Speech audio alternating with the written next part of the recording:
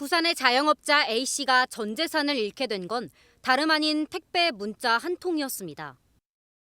문자 속 링크를 누르자 휴대전화는 먹통이 됐고 은행 계좌에선 전 재산인 3억 8천만 원이 29차례에 걸쳐 빠져나갔습니다.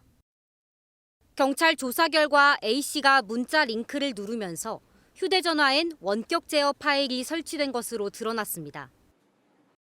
한 가지 실수가 핸드폰에 우리 아이씨 운전면허증 사진이 있어서요. 핸드폰이 틀리면서 은행에 정기예금 해놓은 게 인터넷으로 이른바 스미싱범들은 파일을 이용해 휴대전화를 해킹하고 저장된 운전면허 사진 등 개인정보를 활용해 새로 일회용 비밀번호 생성기인 OTP를 발급받은 것으로 드러났습니다.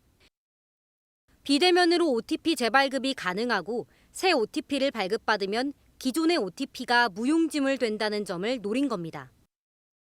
휴대전화가 먹통이었던 A씨는 다음 날 은행에서 알려주기 전까지 피해조차 알 수 없었습니다. 경찰은 계좌 압수수색 영장 신청 등을 통해 돈의 행방을 추적할 계획입니다. 아무리 해킹을 당했다고 해도 무심코 찍어놓은 휴대폰에 있던 신분증, 그거 하나로 전 재산을 털어간다니까 참 말이 안 된다고 생각합니다. 요즘엔 거의 다 비대면 거래들 하고 있잖아요. 비대면 거래 자체가 문제가 된다고 보기는 좀 어렵죠. 다만 너무 간단해서 허점이 있다 이렇게 봐야 하는 게 맞을 것 같습니다. 네. 직접 은행에 가면 주민등록증 사진이랑 실물을 비교하면서 본인 인증이 확실하게 되는데 비대면은 그러기가 어려운 거죠. 그렇죠. 하지만 이런 문제가 생긴 이상 반드시 보완해야 할 것 같습니다. 어쨌든 가장 또 궁금한 건 이런 피해가 발생했을 때 혹시 피해 구제가 되는가 하는 겁니다. 다행히 아예 없는 건 아닙니다.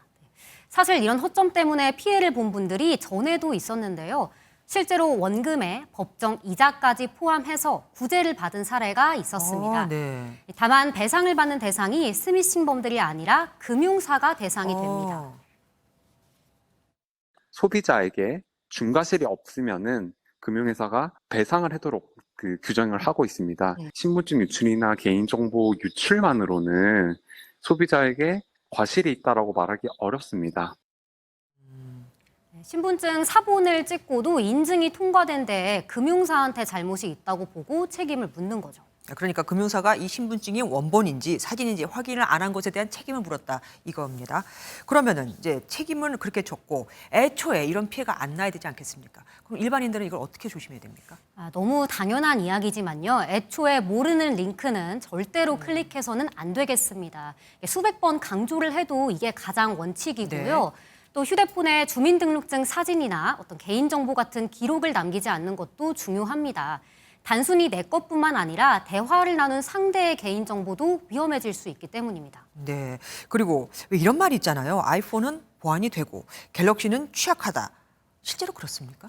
결론부터 말씀드리면요. 기기 탓보다는 앞서 말씀드린 원칙이 훨씬 중요합니다. 네. 모든 휴대폰엔 해킹 프로그램 설치를 막는 방어벽은 다 돼 있는데 해킹범들에 속아서 스스로 그 방어벽을 푸는 게 문제인 겁니다. 다만 아이폰은 사용자가 방어벽 자체를 풀 수 없게 좀 애초에 막아놨다는 점에서 보안이 더 좋다 뭐 이런 말들이 나온 것 같습니다. 근데 아이폰은 그런 설치되는 그 파일 자체를 좀 많이 막아놓은 거죠. 설정을 통해서 본인들이 보안이나 이런 것들을 강화시킬 수도 있고 좀 내릴 수도 있고. 부산에 사는 자영업자 A씨는 최근 택배 문자 메시지를 받았습니다. 발송지, 물품 번호 이런 게 다 있는데 그냥 주소가 틀려서 물건이 못 간다고 주소를 문자 속 URL을 누르고 이틀 뒤 휴대전화가 먹통이 되더니 그 다음날 돌연 은행 전화가 걸려왔습니다. 잔고가 없다는 겁니다. 선생님 정기예금 해놓은 게 돈이 다 빠졌는데 어떻게 된 사실입니까? 이러고 전화가 왔는 거라예. 우리 그런 사실 없다. 그래서 우리가 깜짝 놀랐거든요. 뒤늦게 확인해보니 휴대전화가 먹통이 된 순간부터 8시간 반 동안 3억 8,300여만 원이 사라졌습니다. 피해자 몰래 9개 은행의 다른 명의 계좌로 29차례나 인출된 겁니다. 그러니까 먹통을 시켜놔야 모르니까. 그래서 은행 시간 끝나고 나서부터 계속 돈이 빠져나가는 거라. 우리 전화기가 인출금 하면은 여기 뜨잖아요. 앱 하나로 모든 은행 계좌의 출금과 이체 거래가 가능한 점을 노렸다는 분석입니다. 인증 절차 간소화에 따른 해킹 시도일 걸로 보이긴 하는데 비밀번호나 이런 것들 미러링 똑같이 돼서 비밀번호 알아내는 건 가능해요. 경찰은 피해자의 진술을 토대로 컴퓨터 등 사용 사기 혐의로 피의자를 쫓고 있습니다.